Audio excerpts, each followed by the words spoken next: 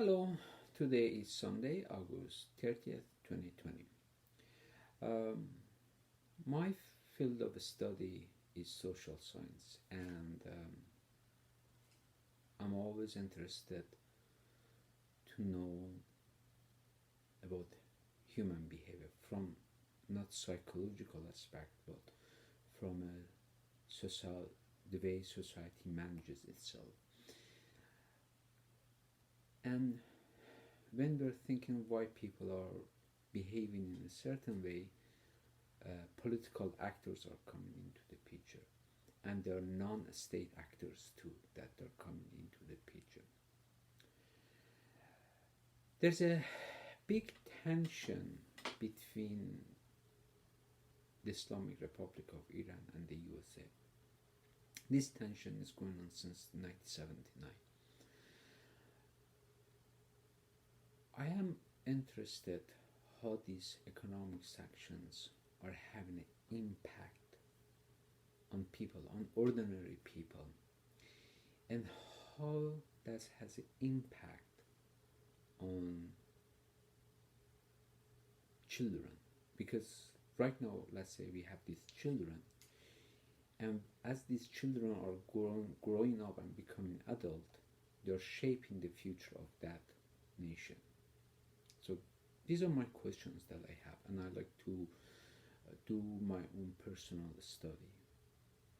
And it tells me why some nations are developed and why some nations are in a state of developing constantly. They are not able to break the cycle.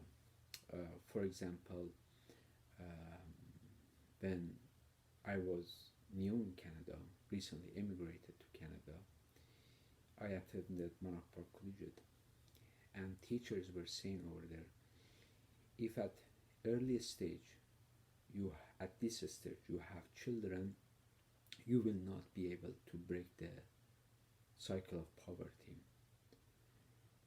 And they were bringing forward testimonies, they were bringing forward statistics, they were showing it how it is happening. And I believe them. I believe them. Uh, until myself began to face the reality of life, harsh reality of life in Canada. And I noticed if I had family, I would be in deep trouble because living in a racist Canada, not giving job to me because I speak English with that accent, negative view that people have toward Middle Eastern people, particularly Iranian. Um, Having a family would be impossible for me to make a step forward. Absolutely. So, having that kind of a life experience, and I'm interested to know what is sanction, what is economic sanction that they're talking about it. So, I'm doing my own personal studies here. Is not anything. And Mr. Donald Trump is giving this idea to Iranians who are outside of Iran, for whatever reason, that the regime in Iran will collapse because he's imposing economic sanction. I don't believe that, but I'm going forward open-minded about it. In a theory, it does make sense that what happens is a Karl Marx theory. When workers' revolution is coming into the picture, that there is a petty bourgeois and there is like large number of people who are workers. They're going to revolt because of high prices, and they're going to bring petty bourgeois down. In theory, that is what we have, but let's see it will work or not, and how it is affecting people. I looked at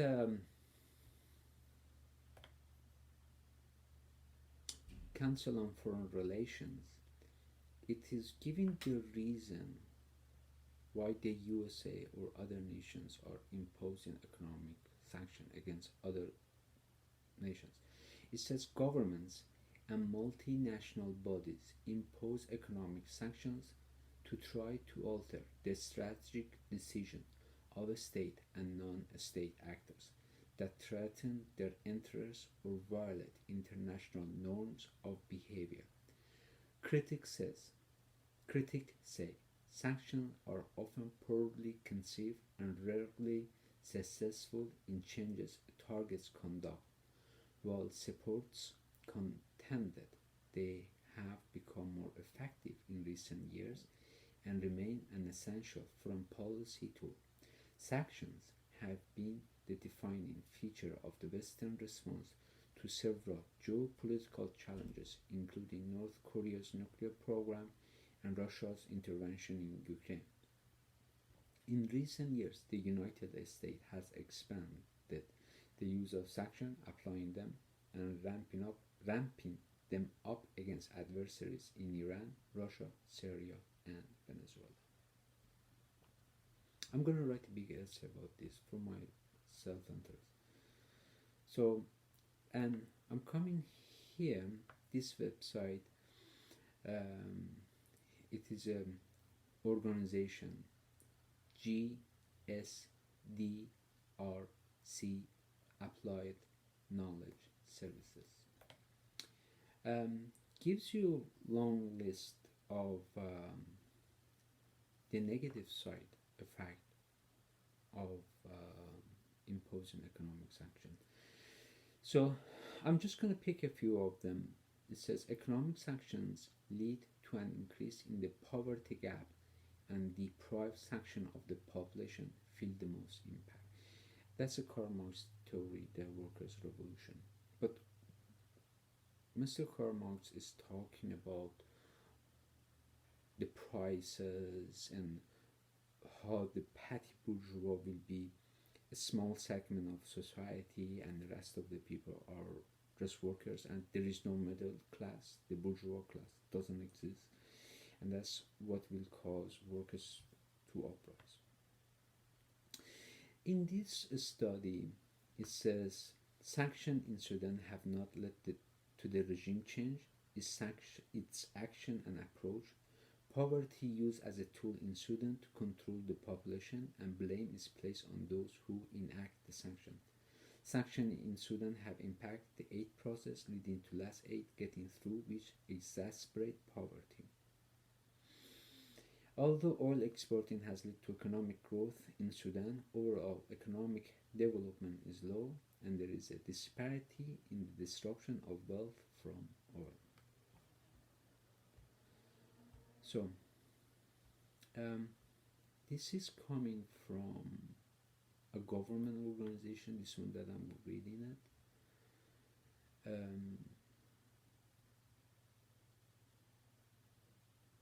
It is, the acronym is NCBI.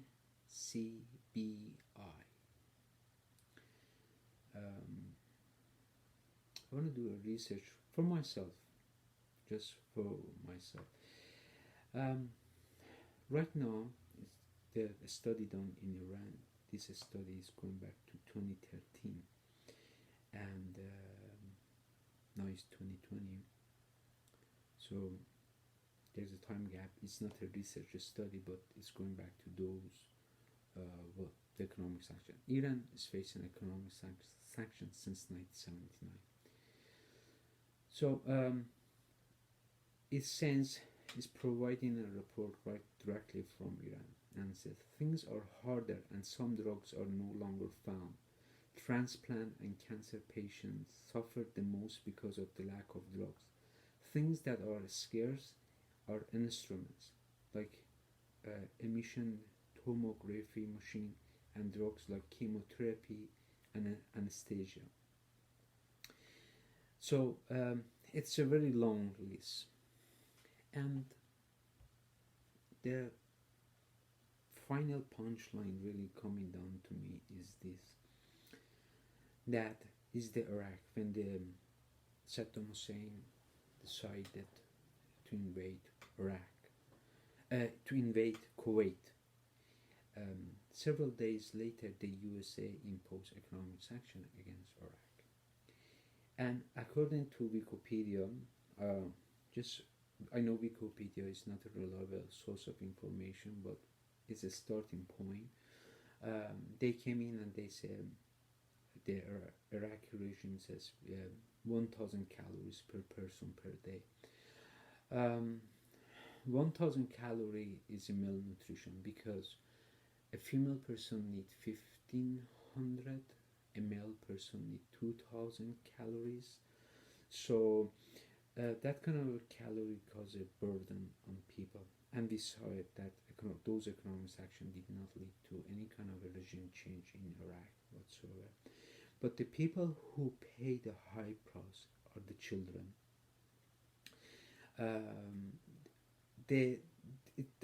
This report is talking about diarrhea, and it's a problem. But what is the problem when children are not having proper meals? They are not having nutritional values. Okay, like for example, I was watching a documentary on DW, and it was saying sugar is bad, and our brain need omega-3, and source of omega-3 is in walnut, almonds, fish. So when children are not having this kind of a beneficial for humans' health, so the next generation is not able to pursue higher education, to acquire knowledge, to build their nations. So this nation will remain in a developing stage. And I think there will be good correlation between proper food and crime. A DW documentary that talks about the sugar, that illustrates the point over there, but I'm thinking in a more scientific way that how these are all having an impact on nations to have economic growth, to have economic prosperity. So it's a problem, and I hope goes well for nations like Iran. Economic sanction will not lead to a regime change in Iran. Economic sanctions are going to have a deep impact on Iranians, and Iranians are going to pay a very high price for many centuries to come by. I'm against economic sanctions, and I'm not. I hope